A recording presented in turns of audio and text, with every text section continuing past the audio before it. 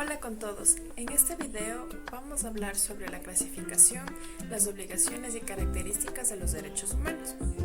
Los derechos humanos vienen de la visión naturalista de los derechos, es decir, que son innatos, provienen del uso de la razón. Independientemente de cualquier institución política o legal en todo tiempo y lugar.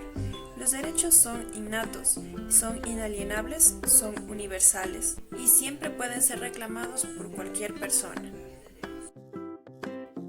¿Han escuchado sobre qué es la Carta Internacional de Derechos Humanos? Pues bien, en 1948 se crea la base jurídica del siglo XX en materia de derechos humanos. Formada por 30 artículos, contiene derechos civiles, políticos, económicos, sociales y culturales, junto con el Pacto Internacional de Derechos Civiles y Políticos y el Pacto de Derechos Económicos, Sociales y Culturales. Y el 10 de diciembre celebramos el Día Internacional de los Derechos Humanos. En el ámbito internacional aparecen otros derechos destinados a una cierta categoría de personas, que son mujeres, niños, trabajadores, refugiados y personas con discapacidad. También aparecen los genocidios, la tortura, el racismo, y es por eso que aquí ya no hablamos de la tercera generación, más bien de los derechos conectivos de la humanidad entera. Recordemos que los derechos son producto de luchas sociales que han venido dándose en la historia. En la clasificación de los derechos internacionales tenemos a los civiles y políticos. En estos se trata la interacción del individuo con el gobierno. Tenemos al DESC, que es los derechos económicos, sociales, culturales, ambientales, que están a favor de una igualdad. Tenemos los derechos colectivos, que se trata sobre la Declaración de los Trabajadores. Aquí entran las comunidades, pueblos indígenas o las culturas que no son reconocidas. Y tenemos también los de solidaridad, que son los más actuales, que están a favor de la igualdad para todos.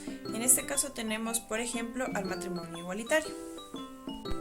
En nuestro país tenemos una clasificación nacional, es decir, una nueva división de derechos en Ecuador.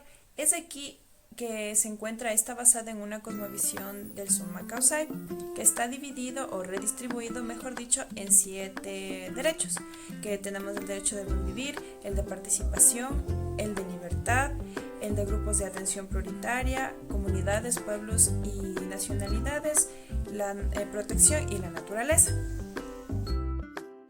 No podemos olvidar que el Estado tiene dos obligaciones, el respeto y la garantía.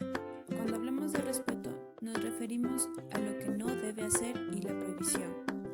Y en la garantía tenemos la garantía normativa, garantía política pública, la garantía judicial, el prevenir y la debida diligencia. En mi opinión, considero que son muchos los derechos que son vulnerados en nuestro país. A continuación les voy a compartir un informe que realizó la Defensoría del Pueblo, en el cual nos dice que existe un grave caso de vulneración de los derechos humanos en el país.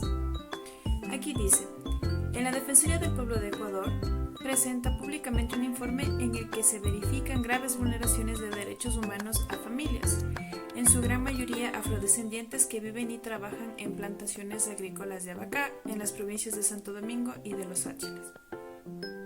Esta institución constató que decenas de familias viven y trabajan en condiciones indignas e inhumanas en campamentos instalados dentro de las haciendas de la empresa Furukawa Plantaciones de Ecuador. En este caso podemos ver cómo se vulneran los derechos del buen vivir, el derecho a la vida, el derecho a un trabajo digno. Entonces aquí podemos comprender la magnitud de compromiso, de respeto y garantía, que son las obligaciones que el Estado debería cumplir. Es aquí cuando cuestionamos el derecho positivo, es decir, que el hecho de que se encuentren escritas o que existan leyes o normas no significa que siempre vengan cumplidas.